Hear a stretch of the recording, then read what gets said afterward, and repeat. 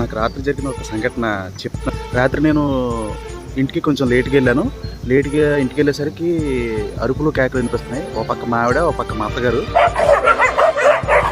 చెరుకు చేతులు కత్తి పెట్టుకుని తెగారి చేస్తున్నారు. ఏంట్రా ఏం జరిగిందిరా అని చెప్పేసి అనుకుంటే మా మామ ఎదురుగుండా నిలబడున్నాడు.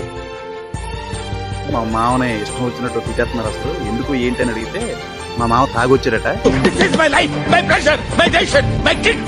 నన్ను చెప్పమంటున్నారు, మీ మామగారికి చెప్పు ఏంటి ఇలా తాగుతున్నారు రోజు అని చెప్పేసి మా అత్తగారు నాతో అంటుంది. ఏమైంది కానీరా ఈ మందు కొట్టడం అన్నది భయంకరమైన అలవాటురా.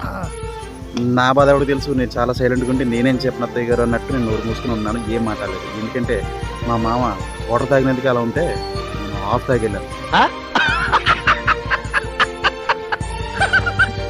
ఇంకా నేను నోరు తెరిచానంటే ఆ రెండు కత్తిపెట్టలు ఎత్తుకుని నా పేకని నరికేస్తారని చెప్పేసి నేను చాలా సైలెంట్గా ఉన్నాను.